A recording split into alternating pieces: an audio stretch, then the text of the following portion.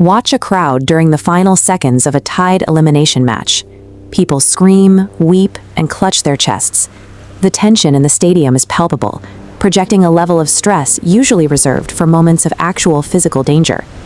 To follow a team, fans commit thousands of hours, a significant portion of their income, and their emotional stability to the erratic performance of strangers navigating a ball across a field. When those strangers succeed, the resulting celebrations mirror ancient religious festivals. In 2016, an estimated 5 million people gathered in Chicago to celebrate a baseball championship, one of the largest peaceful human gatherings in recorded history. For the highly identified individuals in these crowds, the jersey they wear is a central component of their identity. A win feels like a personal triumph. A loss feels like a personal failure. To understand why humans obsess over sports, we must look past the rules of the game and examine the mechanical wiring of the human brain. We build colossal, multi-billion-dollar structures like Anfield to capture and amplify mass emotional shifts.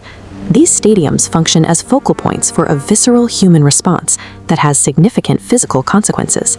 When a dedicated fan watches a match, their physiological state mirrors the athletes on the pitch.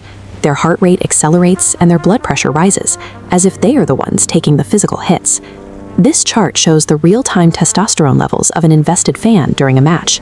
Production of endocrine hormones will spike during a victory and plummet in the face of a defeat. Psychologists classified this specific state as eustress, a highly addictive, beneficial form of stress laced with a touch of ecstasy. It is the precise chemical cocktail fans hunt for by tuning in every Sunday. Humans seek out this hormonal roller coaster because the body responds to vicarious competition, but the same chemical intensity as a direct physical challenge. This psychological investment spans generations. Looking at a spectator crowd from 1921 reveals the same unified focus we see today. For the vast majority of human history, solitary survival was impossible. Our brains evolved in small groups, where inclusion in a tribe was a matter of life or death. 14th century scholars defined this specific group consciousness as asabiya, a deep social solidarity and shared purpose that binds a community together into a single unit. As modern society expanded, it dismantled many of those traditional, tightly knit tribal structures, leaving behind a vacuum in human connection. We still possess the biological software demanding tribal loyalty, even if we lack the ancestral settings to express it. Modern sports teams hijacked this survival mechanism. They operate as surrogate tribes, providing an immediate, pre-packaged community for millions. Social identity theory explains how this works. An individual successfully merges their self-worth with the status of a larger group. You hear this merge in the linguistic shift fans make after a victory. Without thinking, they drop the pronoun they and declare, "We won." Psychologists call this specific behavior basking in reflected glory, or burging. Through burging, a fan absorbs the team's triumph as a personal achievement. They expend no physical effort on the court, yet they extract the neurological rewards of the championship. This shared glory alters a person's self-image, making the team's success neurologically indistinguishable from personal triumph. But tribalism carries an automatic consequence. The moment you define the boundaries of a unified in-group, you simultaneously create an out-group.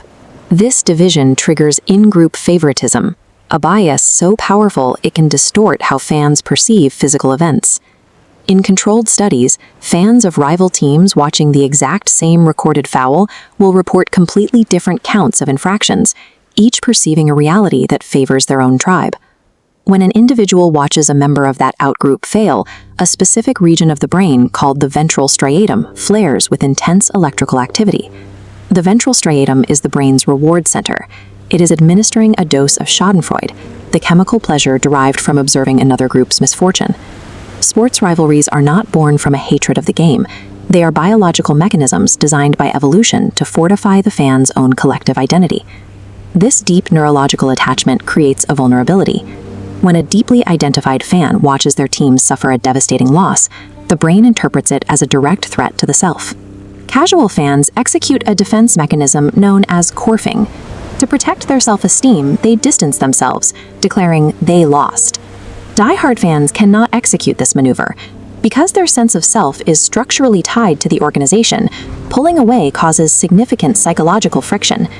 Trapped in this failing identity, some deeply invested fans resort to out-group derogation. They channel their internal distress outward, transforming their insecurity into hostility against rival supporters. This aggression is an ancient survival mechanism misfiring. It is a desperate biological reflex attempting to protect a fragile sense of self. Yet this same psychological merging produces immense benefits. Legendary athletes act as unifying totems, capable of holding divided cities under a single banner. Today, fans form intense parasocial connections with these figures. They internalize a player's work ethic, mapping those positive traits directly onto their own self-concept. Psychological studies confirm that this level of fandom actively buffers against 3 critical risks to human mental health: loneliness, hopelessness, and a lack of meaning in life.